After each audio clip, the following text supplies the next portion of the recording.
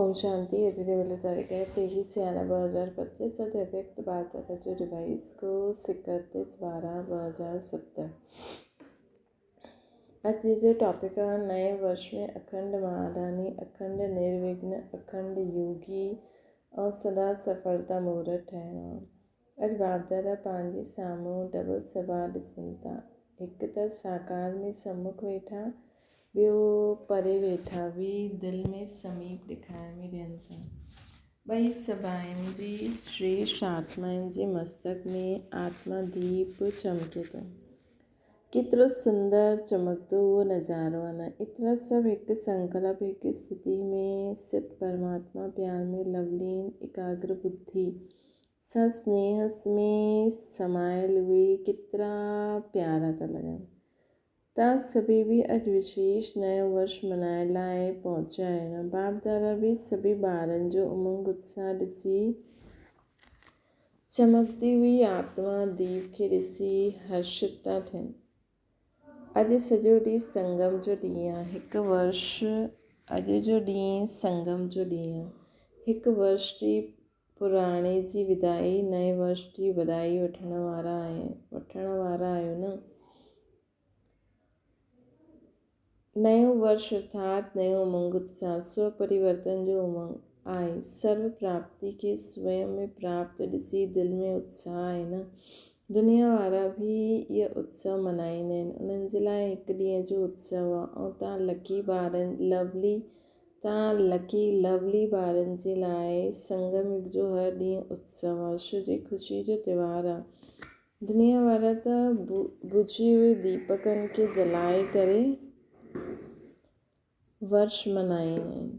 ऐं बाप दादा तव्हां एतिरे सॼे चारो ओर जे जॻे हुए दीपकनि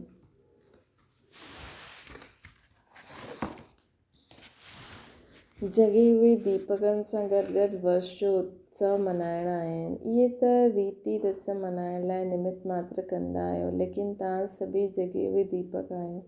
पंहिंजो चमकंदो उहो दीप ॾेखारे में ॾींदो आहे न, जो अविनाशी दीप आहे।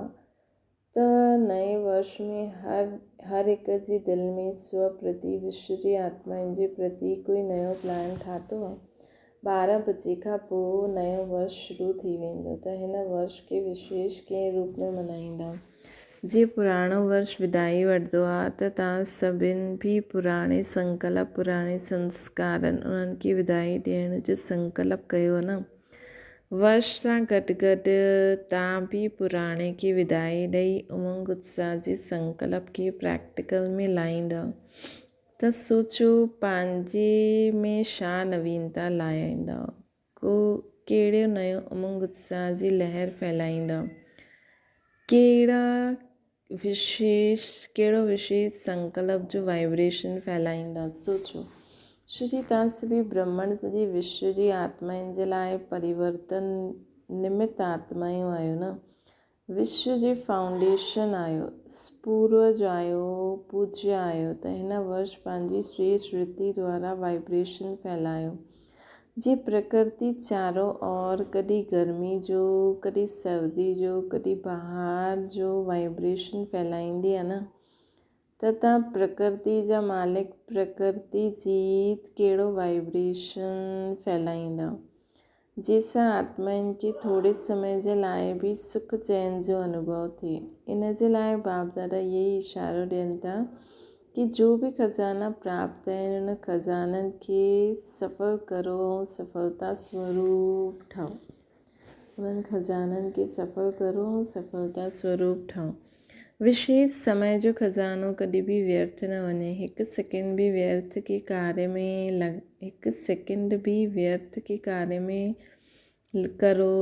कार्य में लगायो। समय के सफ़ल करो, हर श्वास के सफ़ल करो, हर संकल्प के सफ़ल करो, हर शक्ति के सफ़ल करो, हर गुण के सफ़ल करो। सफलता मुहूर्त ठहिण जो ये विशेष वर्ष मनायो। श्री सफलता संजो जन्म सिद्ध अधिकार आहे। हुन अधिकार खे पंहिंजे कार्य में लॻायो। सफलता मुहूर्त ठहो। छो जी हाणे जी सफलता तव्हांजे अनेक जन्म साथ में रहण वारी आहे। तव्हांजे समय जी सफलता जो प्रारब्ध पूरो अधु कलाप सफलता जो फल प्राप्त थींदो। हाणे जी समय जी समीपता जो प्रारब्ध पूरो समय ही प्राप्त थींदो। समय जी सफलता जो प्रारब्ध त पूरो कल पूरो समय प्राप्त थींदो बाबा चवनि था, है न। ॿियो बाबा असांखे चवनि था श्वास खे सफल करण सां, समय सफल करण सां अधु कल्प सफलता जो फल प्राप्त थींदो। ॿियो बाबा असांखे चवनि था श्वास सफल करण सां भविष्य में बि ॾिसो तव्हांजे श्वास जी सफलता जो परिणाम छा आहे। भविष्य में सभी आत्मायूं पूरो समय स्वस्थ रहंदियूं आहिनि। बीमारी जो नाम ई न आहे। डॉक्टर्स जी डिपार्टमेंट ई न हूंदी, छो जो डॉक्टर्स छा ठही वेंदा, राजा ठही वेंदा, विश्व जा मालिक ठही वेंदा। लेकिन हिन समय तव्हां श्वास सफल कंदा आहियो ऐं सर्व आत्माउनि खे स्वस्थ करण जो प्रारब्ध प्राप्त थींदो आहे। इहे ई ज्ञान जो खज़ानो, उनखे उनजे फल स्वरूप स्वर्ग में तव्हांजे पंहिंजे राज्य में एतिरी समझदार शक्तिवान ठही वेंदा जो उते के वज़ीर जी आवश्यकता ई न हूंदी। स्वयं ई समझदार शक्तिवान थी वेंदा। शक्तियुनि खे सफ़ल कंदा आहियो, उनजी प्रारब्ध उते सभु शक्तियूं विशेष धर्म सत्ता, राज्य सत्ता, पई ही विशेष शक्तियूं सत्तायूं हुते प्राप्त हूंदियूं आहिनि। गुणनि जो खज़ानो सफ़ल कंदा आहियो त हुनजी प्रारब्ध देवता पद जो अर्थ ई दिव्य गुणधारी और साथ साथ हाणे लास्ट जन्म में तव्हांजी जड़ मूर्ति जो पूजन कंदा आहिनि, है न। गुणनि जो खज़ानो सफ़ल कंदा आहियो, हुनजी प्रारब्ध देवता पद जो अर्थ ई आहे दिव्य गुणधारी और साथ साथ हाणे लास्ट जन्म में तव्हांजी जड़ चित्रनि जो पूजन कंदा आहिनि त छा महिमा कंदा आहिनि। सर्व गुण संपन्न। त हिन समय जी सफलता ई प्रारब्ध, हिन समय जी सफलता जी प्रारब्ध स्वतः ई प्राप्त थी वेंदी आहे। हिन करे चेक करो खज़ाना मिलिया आहिनि, खज़ाननि सां संपन्न आहियो, लेकिन स्व प्रति व विश्व प्रति केतिरो सफ़ल कयो आहे। खज़ाना दिव्य खज़ाना सफ़ल करण जो मतिलबु देवता दिव्य गुणधारी ठहिणु। त हिन जो फलस्वरूप लास्ट जन्म ताईं बि असांजे जड़ मूर्तियुनि जो पूजन कंदा आहिनि, है न। त हिन समय जी सफलता जी प्रारब्ध स्वतः ई प्राप्त थी वेंदी आहे। इन करे चेक करो खज़ाना मिलिया, खज़ाननि सां संपन्न थिया, लेकिन स्व प्रति व विश्व प्रति केतिरो सफ़ल कयो। पुराणे वर्ष की विदाई ॾींदा त पुराणे वर्ष में छा जमा कयो, उहो खज़ानो सफ़ल कयो, केतिरो कयो, इहे चेक करिणो आहे। ऐं अचण वारे वर्ष में बि इन खज़ाननि खे व्यर्थ जे बजाए सफ़ल करिणो ई आहे। हिकु सेकेंड बि ॿियो कोई खज़ानो बि व्यर्थ न वञे। पहिरियों ॿुधायो कि संगम समय जो सेकेंड न आहे, वर्ष जे बराबरि आहे। ईअं न सम्झणो आहे कि सेकेंड हिकु मिंट त वियो, न व्यर्थ वियो, लेकिन इनखे चइबो आहे अलबेलोपन। त सभिनि जो लक्ष्य आहे कि ब्रह्मा बाप समान संपन्न संपूर्ण ठहिणो आहे। त ब्रह्मा बाबा सर्व खज़ाना आदि खां अंत ताईं सफ़ल कया। हिन जो प्रत्यक्ष प्रमाण ॾिठो छा कि संपूर्ण फ़रिश्तो ठही वियो बाबा। पंहिंजी प्यारी दादी खे ॾिसो सफ़ल कयो ऐं ॿियनि खे बि सफ़ल कराइण जो उमंग उत्साह वधायो। त ड्रामानुसार विशेष विश्व सेवा जे अलौकिक पाठ जे निमित्त ठहिया। त हिन वर्ष कल्ह खां हर ॾींहुं पंहिंजो चार्ट रखिणो आहे, सफ़ल ऐं व्यर्थ छा थियो, केतिरो थियो। अमृत वेला ही दृढ़ संकल्प करिणो आहे, स्मृति स्वरूप ठहिणो आहे कि सफ़लता मुंहिंजो जन्म सिद्ध अधिकार आहे, सफ़लता मुंहिंजे गले जो हार आहे, सफ़लता स्वरूप ई समान ठहिणो आहे। ब्रह्मा बाप सां प्यार आहे त ब्रह्मा बाप जो सभिनि खां ज़्यादा प्यार कंहिंसां हुयो, ॼाणंदा आहियो न, हुननि जो प्यारो मुरली सां।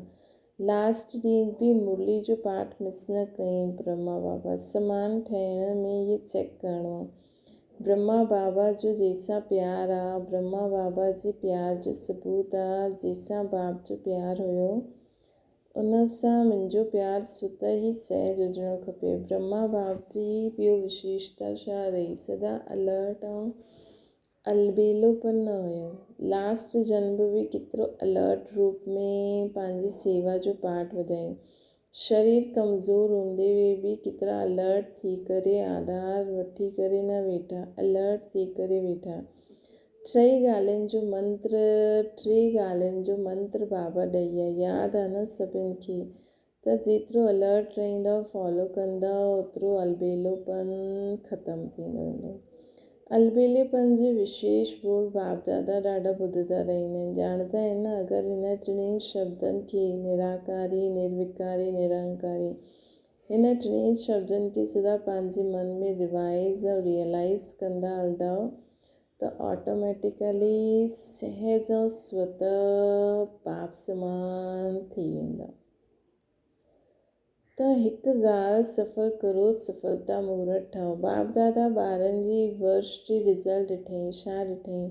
महादानी ठहिया आहियो, लेकिन अखंड महादानी, अखंड अंडरलाइन, अखंड अंडर लाइन करो। मतिलबु अखंड कंहिंखे बाबा चई न सदा खे अंडरलाइन करो। बाबा चवनि था अखंड महादानी मतिलबु कॾहिं बि दान छूटे न। कल्ह बाबा चई न वरदान में कहिड़े बि स्वभाव संस्कार वारी आत्माऊं, लेकिन असांखे ॾियणो आहे अखंड महादानी, अखंड योगी, अखंड निर्विघ्न। हाणे हिन जी आवश्यकता आहे। छा अखंड थी सघंदो आहे? थी सघंदो आहे। पहिरीं लाइन वारा ॿुधायो कि अखंड थी सघंदो आहे, हथु ठाहियो। अगरि थी सघंदो आहे त जो करे सघंदा आहिनि, करे सघंदा आहियो। मधुबन वारा बि उठाइनि था। बाप दादा मधुबन वारनि खे पहिरियों ॾिसंदा आहिनि, मधुबन वारनि सां प्यार आहे न बाप दादा जो। शांतिवन या पांडववन या ॿियो जो बि दादी जी बुझायूं आहिनि उन्हनि खे ध्यान सां ॾिसंदा आहिनि। अगरि अखंड हुजे, मनसा सां शक्ति फैलाइण में, सेवा में बिज़ी रहो। वाचा सां ज्ञान जी सेवा, कर्मनि सां गुणदान व गुणनि जो सहयोग ॾियण जी सेवा कंदा रहो। अॼुकल्ह चाहे अज्ञानी आत्मायूं आहिनि, चाहे ब्रह्मण आत्मायूं आहिनि, सभिनि खे गुणनि जो दान करिणो आहे, गुणनि जो सहयोग ॾियणु आवश्यक आहे। अगरि स्वयं सहज सिंपल रूप में सैंपल ठही करे रहो त ऑटोमेटिक ॿियनि खे तव्हांजे गुण मुहूर्त जो सहयोग स्वतः मिलंदो। अॼुकल्ह ब्रह्मण आत्मायूं बि सैंपल ॾिसणु चाहींदियूं आहिनि, ॿुधणु न चाहींदियूं आहिनि। आपस में बि छा चईंदियूं आहिनि, कीअं ठहियो आहे? त प्रत्यक्ष रूप में गुण मुहूर्त ॾिसणु चाहींदा आहियो त कर्म में विशेष गुणनि जो सहयोग, गुणनि जो दान ॾियण जी आवश्यकता आहे। ॿुधणु कोई न चाहींदो आहे, ॾिसणु चाहींदो आहे। त हाणे इहो विशेष ध्यान में रखिणो आहे कि मूंखे ज्ञान सां, वाचा सां त सेवा करिणो ई आहे, कंदा ई रहणो आहे, छॾिणो न आहे। लेकिन हाणे मनसा ऐं कर्म, मनसा द्वारा वाइब्रेशन फैलाइणो आहे, सकाश फैलायो। वाइब्रेशन व सकाश दूर वेठे बि पहुची सघंदा आहिनि। शुभकामना द्वारा कहिड़ी बि आत्मा खे मनसा द्वारा वाइब्रेशन व सकाश ॾेई सघंदा आहियो, है न। त चारों ओर फैलायो। त हाणे हिन वर्ष हिकु मनसा शक्तियुनि जो वाइब्रेशन, शक्तियों द्वारा हिकु मनसा शक्तियुनि जो वाइब्रेशन, शक्तियुनि द्वारा सकाश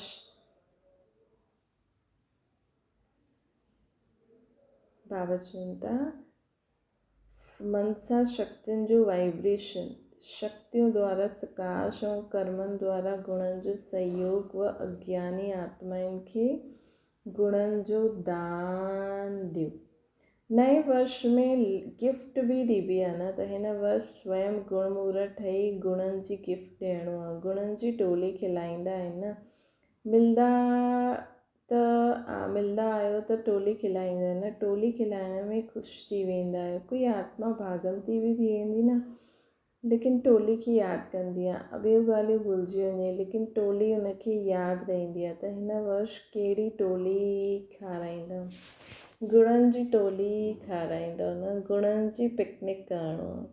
शुजी बाप समान समय जी समीपता प्रमाण ऐं दादी जी इशारे प्रमाण समय जी संपन्नता अचानक कॾहिं बि थियणी आहे, संभव आहे। इन करे बाप समान ठहिणो आहे, उहा दादी खे प्यार जो रिटर्न ॾियणो आहे। त जो आवश्यकता आहे मनसा ऐं कर्म द्वारा सहयोगी ठहिण जी, कोई कहिड़ो बि आहे, इअं न सोचो इहे ठहे त मां ठहां। नंबर 1 ठहिणो आहे त कॾहिं ईअं न सोचो की इहा ठहे त मां ठहां। पहिरियों नंबर त ठहिण वारो ठही वेंदो, पोइ तव्हांजो नंबर त ॿिए में ईंदो, है न। चवंदा आहिनि न पहिरियों इहा ठहे त सोचो पहिरियों नंबर त उहो अची वेंदो।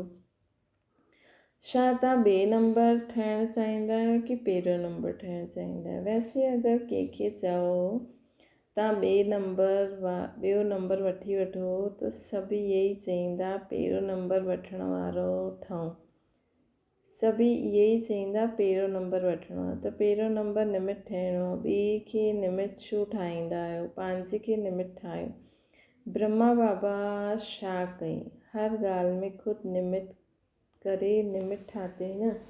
हे अर्जुन ठही पार्ट वॼाई न, मूंखे निमित ठहिणो आहे, मूंखे करिणो। ॿिए खे कंदे ॿिया कंदा, मूंखे ॾिसी करे ऐं कंदा, ऐं ॿियनि खे ॾिसी मां करां न, मूंखे ॾिसी ॿिया करनि। इहो ब्रह्मा बाप जो पहिरियों पाठ हुयो। त ॿुधियो छा करिणो आहे? सफलता मूर्त सफलता मूर्त अखंड दानी।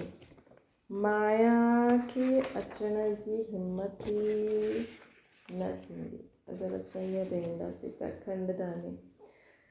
जॾहिं अखंड महादानी ठही वेंदा, निरंतर सेवाधारी ठही वेंदा त बिज़ी रहंदा, मन बुद्धि सेवा में रहंदो त माया किथां ईंदी? त हाणे हिन वर्ष छा ठहिणो आहे? सभिनि जो हिकु आवाज़ दिलि सां निकिरी, इहे बाप दादा चाहींदा आहिनि, उहो छा आहे? नो प्रॉब्लम, कंप्लीट। प्रॉब्लम न लेकिन कंप्लीट ठहिणो आहे। दृढ़ निश्चय बुद्धि विजयमाला जे नज़दीक मणको ठहिणो ई आहे। ठीकु आहे न, ठहिणो आहे न, मुदबन वारा ठहिणो आहे त कंप्लेन नो कंप्लेन,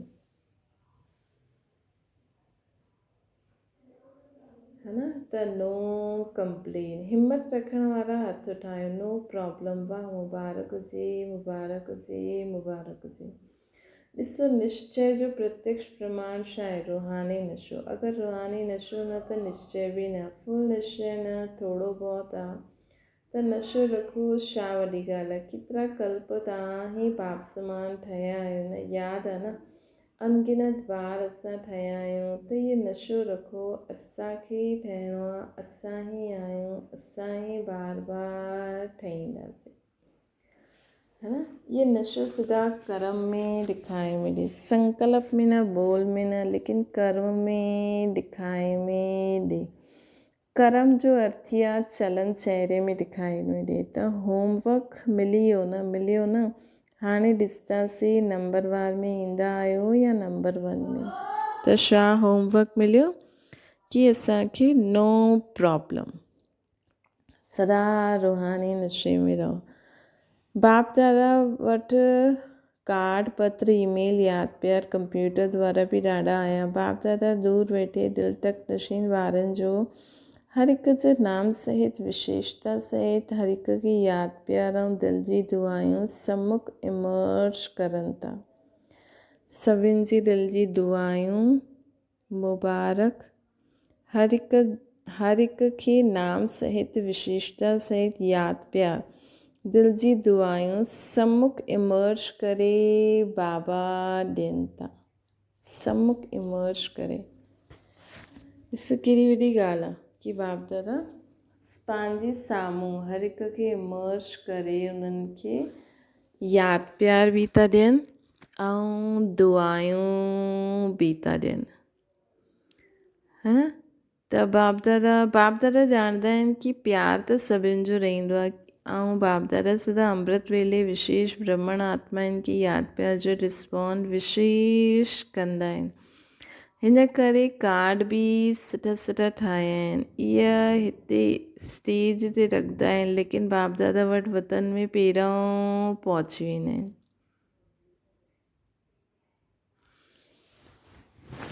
चारों ओर जे चमकदे हुए आत्मदीप ॿारनि खे सदा सफल करण वारे सफलता स्वरूप ॿारनि खे सदा अखंड महारानी, अखंड निर्विघ्न, अखंड ज्ञान योग युक्त, सदा हिकु ही समय में त्रई सेवा करण वारा मनसा वाइब्रेशन द्वारा, वायुमंडल द्वारा, वाणी वाचा वाणी द्वारा, चलन चेहरे व कर्म द्वारा त्रई सेवा हिकु ही समय इकट्ठो थिए तॾहिं तव्हांजो प्रभाव सुठो चइण वारा न, लेकिन सुठो ठहिण वारनि जे मथे पवंदो, है न।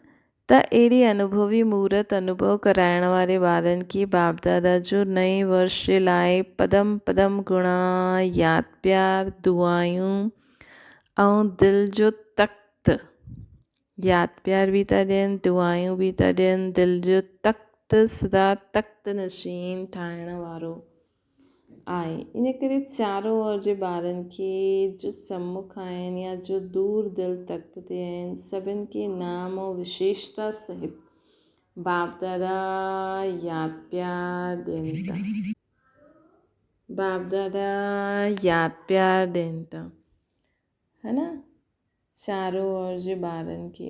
जो पहिरीं बार आया आहिनि उहो उथी करे बीहो, हथु हिलायो। ॾिसो अधु क्लास पहिरीं बार जो आयो आहे, पुठियां वारा हथु हिलायो, ॾेखारे में ॾियनि था टीवी में, ॾाढा आहिनि। पहिरीं पहिरों वारा अचण वारनि खे बाप दादा जी ॾाढी ॾाढी दिलि जी मुबारक बि आहे ऐं दिलि जो यादि प्यार बि आहे। जीअं हाणे आया आहियो त हाणे जे अचण वारनि खे बाप दादा जो वरदान आहे अमर भव, है न। हाणे जे अचण वारनि खे बाप दादा जो वरदान आहे अमर भव। वरदाना ग्लानी करण वारनि खे बि गुणमाला पाराइण वारा इष्ट देव महान आत्मा ठहूं। जीअं अॼुकल्ह तव्हां विशेष आत्माउनि जो स्वागत कंदा आहियो, कोई गले में स्थूल माला विझंदा आहियो त तव्हां विझण वारनि जे गले में रिटर्न कंदा आहियो। ईअं ग्लानी करण वारनि खे तव्हां गुणमाला पारायो, मतिलबु उहो तव्हांजी ग्लानी करनि था, उन्हनि लाइ सुठो चओ त उहो स्वतः ई तव्हांजी गुणमाला रिटर्न कंदा। छो जे ग्लानी करण वारनि खे गुणमाला पाइण था जन्म जन्मांतर जे लाइ पंहिंजो भगत निश्चित करणु, इहे ॾियण ई अनेक बार जो वठण थी वेंदो। इहा विशेषता इष्ट देव महान आत्मा ठाहे छॾंदी। स्लोगन: पंहिंजी मनसा वृत्ति द्वारा सुठी पंहिंजी मनसा वृत्ति सदा सुठी पावरफुल ठाहियो जो ख़राब बि सुठो थी वञे। अव्यक्त इशारो: पंहिंजी मनसा वृत्ति सदा सुठी पावरफुल ठाहियो जो ख़राब बि सुठो थी वञे। अव्यक्त इशारो आहे केतिरो बि कार्य जी चारों ओर खींचातानी हुजे, बुद्धि सेवा